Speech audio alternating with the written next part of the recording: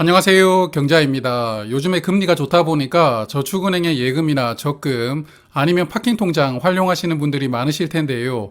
현재 한국에 79개 저축은행이 있는데 오늘은 저축은행 중에서도 탄탄한 은행과 부실한 은행을 가려볼 수 있는 기준을 말씀을 드리고요. 어떤 은행들이 탄탄한지 부실한지도 살펴보겠습니다. 다들 아시는 것처럼 저축은행의 예금이나 적금으로 돈을 예치하면 5천만 원까지 예금자 보호가 적용이 됩니다. 아마도 예금자 보호는 익숙하시겠지만 적용 기준을 한 번 더 말씀을 드리면요.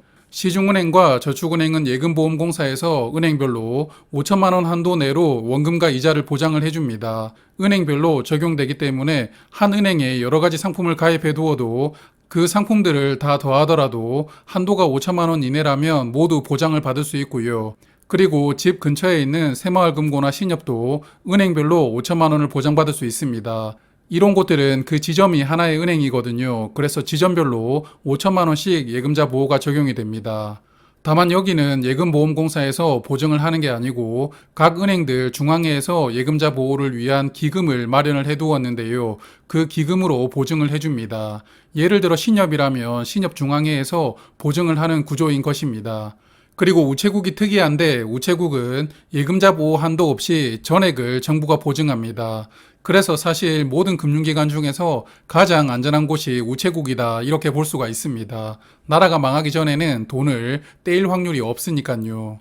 그런데 예금자 보호 정책으로 보호는 받고 있는데 실제 은행이 망하면 약간 골치가 아픕니다. 일단 예금자 보호 한도 내에서는 원금과 이자를 합쳐서 5천만 원까지 반환을 보장을 해주거든요. 그런데 여기서 이자를 감안해야 되기 때문에 5천만 원을 꽉 채우지 말고 3, 400만 원 정도 남겨두고 넣어두라고 이야기를 하는 것이고요. 그리고 은행이 망했다면 내가 원래 받기로 한 약정 이자를 받지 못합니다. 예금보험공사에서는 기준금리 수준 정도로만 이자를 쳐준다고 합니다.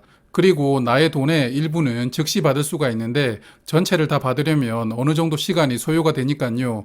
돈을 받기는 받는데 바로 받지는 못한다. 이것도 단점이라고 볼 수가 있습니다. 또한 예금자 보호 한도를 넘어간 금액은 파산한 은행이 청산을 하는데요. 그 청산을 하고 난 다음에 남은 돈을 각자의 비율대로 분배를 합니다. 그래서 예금자 보호 한도가 넘어간 원금은 손실될 가능성이 크다고 볼 수가 있습니다. 자, 그래서 예금자 보호가 있지만 아무래도 은행이 파산하면 여러 가지로 귀찮고 골치가 아프니까요.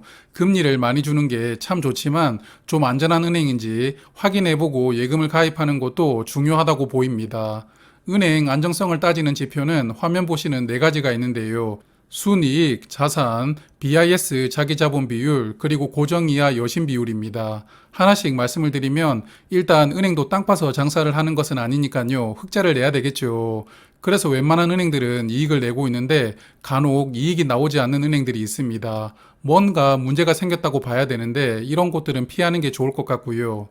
그리고 은행 규모가 좀 크면 아무래도 든든하잖아요. 그래서 은행 자산이 많은 곳들을 선택하시는 게 좋다 이렇게 생각이 됩니다. 개인적으로 저축은행은 자산 1조 원을 기준으로 그 이상이라면 좀 규모가 있다 이렇게 판단을 하고 있습니다. 그리고 세 번째와 네 번째는 말이 어렵죠. 그래서 디테일하게 살펴보겠습니다. 먼저 BIS 자기자본 비율인데요. 위험 자산 대비 자기자본 비율을 의미합니다. 쉽게 말하면 은행이 돈을 빌려주는데 그 빌려준 돈이 떼일 확률이 있겠죠. 그래서 대출은 위험 자산인데 대출이 회수하지 못하면 예금한 사람들에게 돈을 돌려주지 못하잖아요. 그래서 은행은 위험 자산 대비해서 자기 자본을 일정 규모 이상은 가지고 있어야 됩니다. 이걸 비율로 나타낸 것인데요. 위험 자산 대비 자기 자본이 많으면 그만큼 리스크를 잘 관리하고 있다고 볼 수가 있으니까요. 이 비율이 높을수록 안전한 은행이다 이렇게 판단할 수 있습니다. 기준 비율은 8%라고 하는데요. 자기 자본 비율이 8% 이하라면 그 은행은 빨간불이 들어와 있다 이렇게 판단하시면 되는 겁니다. 그리고 마지막은 고정 이하 여신 비율입니다. 쉽게 풀어서 말씀을 드리면 대출을 3개월 이상 갚지 못해서 연체가 되면 이런 대출은 부실 대출이라고 분류를 합니다. 이 부실 대출이 전체 대출의 몇 퍼센트를 차지하고 있느냐를 비율로 보여주는 지표인데요. 당연히 적으면 좋겠죠. 그래서 이 비율은 낮을수록 좋습니다. 역시나 8%를 기준으로 그 이상이라면 은행이 부실 대출을 컨트롤하지 못하고 있다고 볼 수가 있는데요. 그렇기 때문에 8% 넘는 은행은 빨간불이 또 들어왔다고 볼 수가 있습니다. 그래서 이 네 가지 판단 기준이 되는 지표는 예금보험공사 홈페이지에서 확인을 할 수 있는데요. 방법을 잠깐 소개를 드려보겠습니다. 일단 예금보험공사 홈페이지에 접속을 합니다. 그럼 상단 메뉴가 3개가 있는데 가운데 메뉴 금융회사 종합정보를 클릭을 하고요. 저축은행을 선택을 합니다. 그럼 또 소메뉴가 나오죠. 경영정보 중에 현황도를 클릭하시면 되는데요. 그럼 이렇게 국내 저축은행들이 지역별로 분류가 되어서 보여집니다. 지역을 클릭을 해보면 그 지역에 본점을 두고 있는 저축은행들이 쭉 나오거든요. 그래서 보고 싶은 은행을 클릭하고 제가 조금 전에 말씀드렸던 4가지 지표를 확인하시면 되겠습니다. 이렇게 직접 알아보는 것 설명을 드리기는 했는데 직접 하려고 하면 귀찮죠. 그래서 제가 몇 가지 기준으로 리스트를 뽑아 보았는데 하나씩 살펴보겠습니다. 일단 예금보험공사에서는 올해 6월 기준으로 은행들 현황을 보여주고 있었는데요. 그래서 지금이 12월이니까 약 5개월 정도 텀이 있습니다. 그 부분은 인지를 하시고 들어봐 주세요. 먼저 79개 은행 중에서 가장 탄탄한 은행을 5개를 골라보았는데요. 자기 자본 비율이 높고 고정 이하 여신 비율이 낮은 탑5입니다. 1위가 경기도에 있는 부림저축은행이었는데요. 자기 자본 비율이 무려 35%나 되고 고정 이하 여신 비율은 2.1% 뿐이니까요. 자본력이 빵빵하고 부실 대출도 거의 없게 관리를 하고 있는 은행입니다. 이외에 전라도 지역의 스타저축은행, 센트럴저축은행도 탄탄하고요. 경기도에 있는 남양저축은행과 서울에 있는 민국저축은행도 탄탄합니다. 그런데 이 5개 은행들은 총 자산이 모두 1조 원 미만이거든요. 그래서 아무래도 규모가 좀 적은 은행들이다 보니까 지표가 좋게 나온 것일 수도 있기 때문에 이번에는 총 자산 1조 원 이상으로 다시 찾아봅니다. 자산이 1조 원 이상 되는 은행 중에서 5개를 뽑자면 화면 보시는 은행들인데요. 이 중에서 NH저축은행이 가장 탄탄합니다. 자기 자본 비율은 16.7%이고 여신 비율이 1.1%인데요. 이 은행은 농협 금융지주 산하저축은행이죠. 그래서 저축은행 중에 어디가 가장 탄탄합니까? 이렇게 누가 물어본다면 저는 NH저축은행입니다. 이렇게 말씀을 드리고 싶습니다. 이외에 우리금융저축은행, BNK저축은행, 바로저축은행, 예가람저축은행도 규모 있는 은행들이지만 탄탄한 은행들이라고 볼 수가 있습니다. 자, 그럼 이번에는 상품별로 한번 보겠습니다. 며칠 전에 파킹 통장 말씀을 드렸죠. 파킹 통장으로 금리 3.8% 이상 주는 은행은 화면 보시는 4개 은행이 있습니다.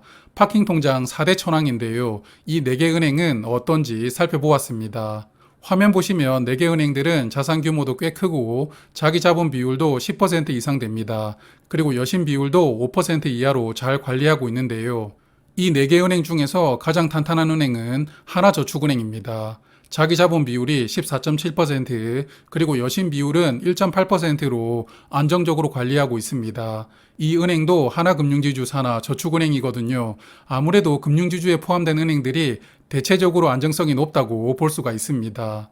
그리고 사이다뱅크나 페퍼저축은행, OK저축은행도 금리를 꽤 많이 주기 때문에 사용하시는 분들이 계시죠. 이 3개 은행 중에서 OK저축은행은 여신 비율이 조금 높습니다. 7.7%인데요. 아까 기준이 8%라고 말씀을 드렸잖아요. 그래서 빨간불까지는 아니지만 그래도 부실 대출이 좀 많은 상황이다 보니까 약간은 노란불 정도가 들어왔다 이렇게 보입니다. 이번에는 예금금리가 높은 은행들도 한번 살펴봅니다. 현재 예금금리 6%를 주는 은행이 상상인저축은행, CK저축은행, OSB저축은행 등이 있는데요. 이 3개 은행은 탄탄한지 한번 보겠습니다.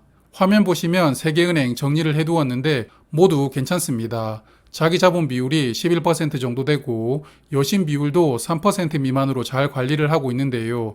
3개 은행 중에서 CK저축은행은 강원도에 있던데 규모는 상대적으로 적은 저축은행입니다. 자, 그럼 지금까지는 탄탄한 은행들을 보았는데 이제는 위험한 은행들도 한번 봐야겠죠. 그래서 또 정리를 해보았습니다. 6개 은행 정도가 위험하다고 판단이 되었는데요. 6개 은행 모두 자기 자본 비율은 괜찮은데 고정 이하 여신 비율이 위험합니다. 특히 대원상호저축은행, 대하상호저축은행, 조흥저축은행은 여신 비율이 10%가 넘으니까요. 부실 대출이 꽤 있다고 볼 수가 있고 대원과 대하는 총 자산도 거의 없는 상태라서 은행이 문을 닫은 것 아닌가 그런 생각도 듭니다. 이익도 현재 적자가 나오고 있고요. 그리고 마지막에 있는 참저축은행은 자기 자본 비율과 여신 비율은 괜찮은데 적자가 나왔거든요. 그래서 이 은행을 이용하고 계신다면 향후에도 적자가 지속되는지는 체크를 해보시는 게 좋을 것 같습니다. 자, 그럼 오늘은 여기까지 하고요. 내년 상반기에 올해 말 기준으로 자료가 업데이트가 되면 다시 한번 정리를 해보고 말씀을 드리겠습니다. 돈 많이 모으시고요. 오늘도 고맙습니다.